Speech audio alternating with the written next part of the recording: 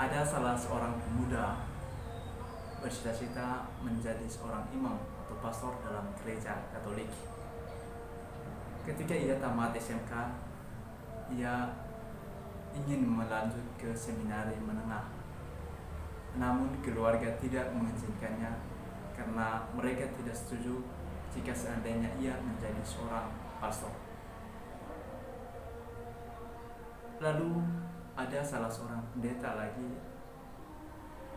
mengajaknya untuk kuliah di sekolah tinggi teologi menjadi seorang pendeta. Namun pemuda ini menolak tawaran tersebut sekalipun pendeta ini menjanjikan bahwa semua biaya akan ia tanggung.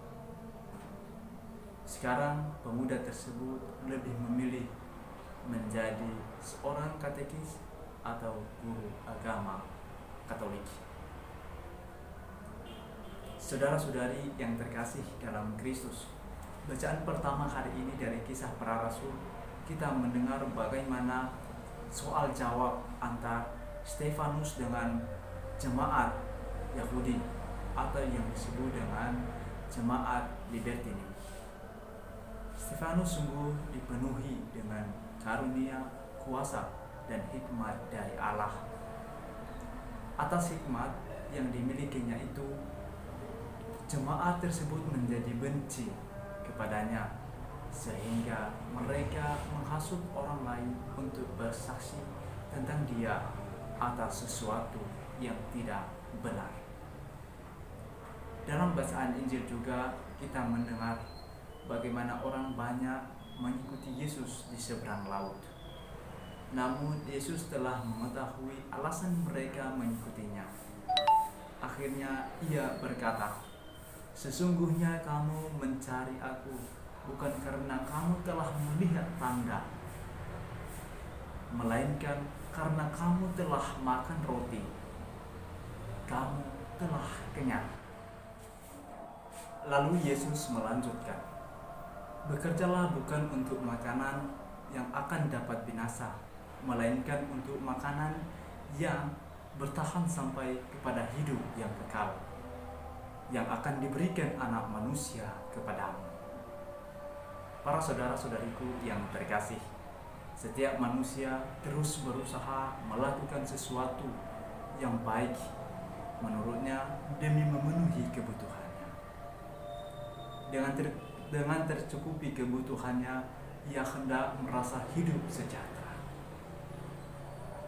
Namun dalam istilah umum, sejahtera menunjuk ke keadaan yang baik, kondisi manusia di mana orang-orangnya dalam keadaan makmur, sehat, damai, dan bersyukur.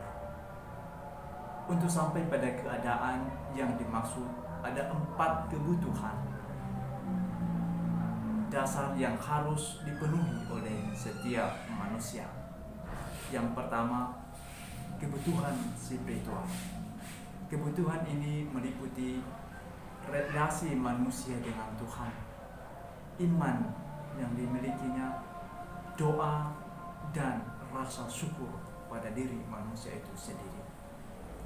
Yang kedua adalah kebutuhan jasmani.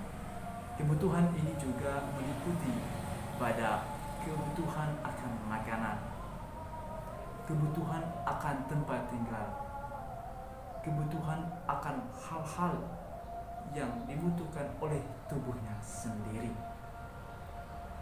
Kemudian kebutuhan psikologis.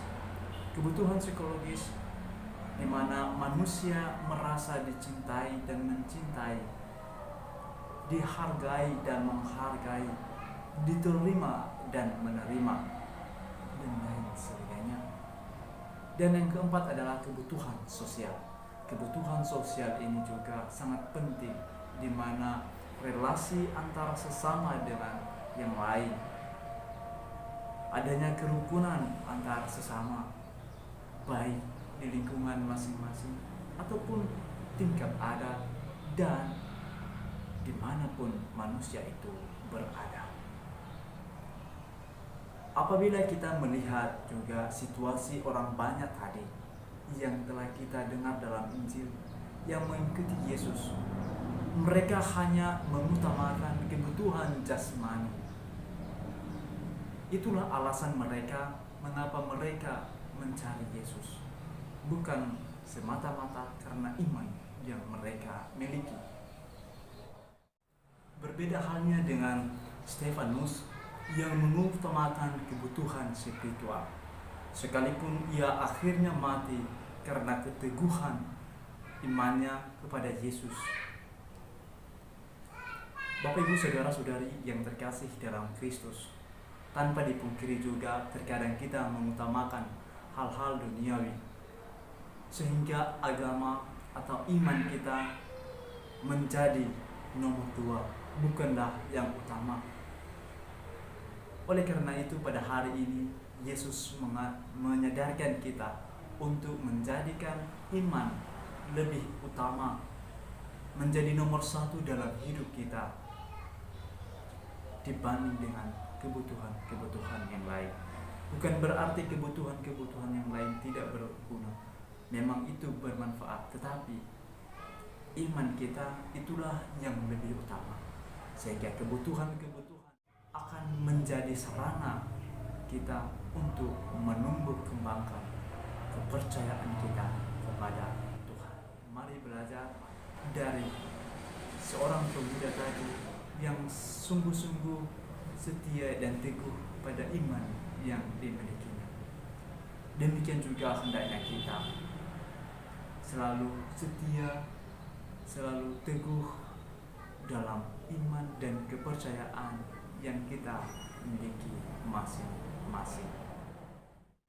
Sebab tanpa Tuhan, kehidupan tidak memiliki tujuan. Tanpa tujuan, hidup tak memiliki makna. Tanpa makna, kehidupan tak memiliki harapan. Maka hendaknya lah kita makan untuk hidup, bukan hidup untuk makan. Marilah mengutamakan kebutuhan-kebutuhan rohani, kebutuhan-kebutuhan spiritual yang akan menjamin kehidupan kita di masa yang akan datang. Semoga